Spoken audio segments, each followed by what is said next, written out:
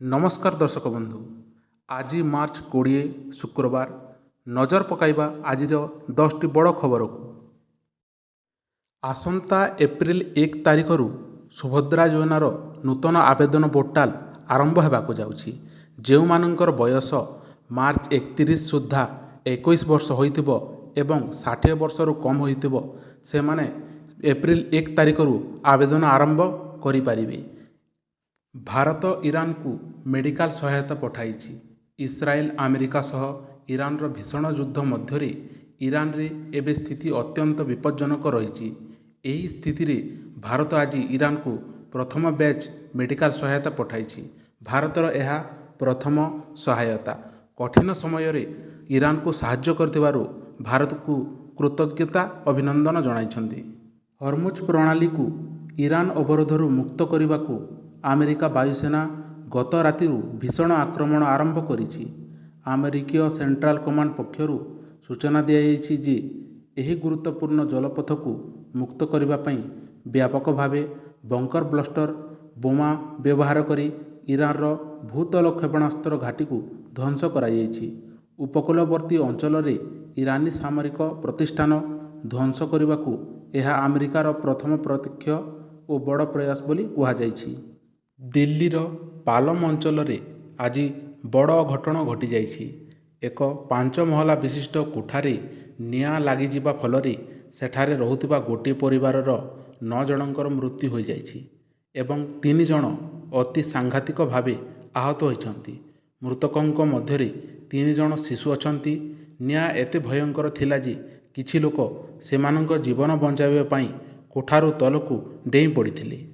Hockey ବିଶ୍ୱକପ୍ ଚଳିତ ବର୍ଷ ଅଗଷ୍ଟ 15ରୁ 30 ତାରିଖ ପର୍ଯ୍ୟନ୍ତ ବେଲଜିୟମ ଓ ନେଦରଲ୍ୟାଣ୍ଡରେ ଖେଳାଯିବ।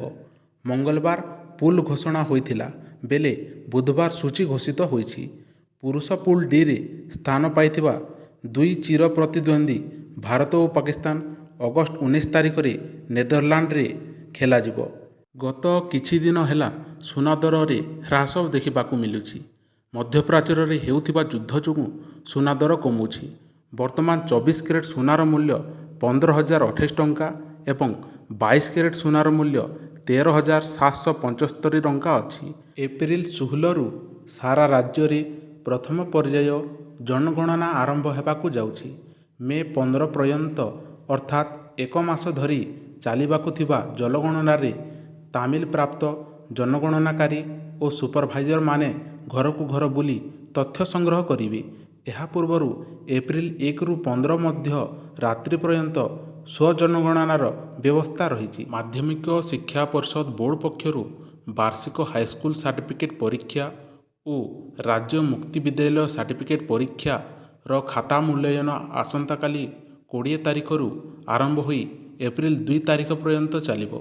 ମୂଲ୍ୟାୟନ ପାଇଁ ରାଜ୍ୟର ମୋଟ 51ଟି ମୂଲ୍ୟାୟନ କେନ୍ଦ୍ର ଚୟନ ହୋଇଥିବା ବେଳେ ବୁଧବାର ଅପରାହ୍ନରେ ସମସ୍ତ କେନ୍ଦ୍ରରେ ସମ୍ପୃକ୍ତ ଜିଲ୍ଲା ଅଧିକାରୀ, କେନ୍ଦ୍ର ସୁପରିଟେଣ୍ଡେଣ୍ଟ, ବୋର୍ଡ କ୍ୟାମ୍ପ ଅଫିସର ରହିବେ।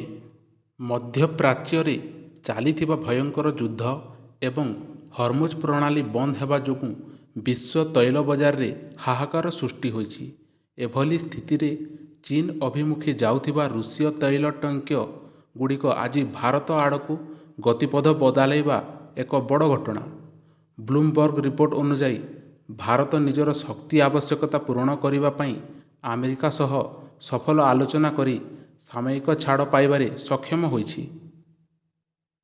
ଓଡ଼ିଶାକୁ ଦାଦନ ମୁକ୍ତ କରିବାକୁ ପଞ୍ଚାୟତିରାଜ ଓ ପାନୀୟ ଜଳ ମନ୍ତ୍ରୀ ରବି ନାରାୟଣ ନାୟକ କହିଛନ୍ତି।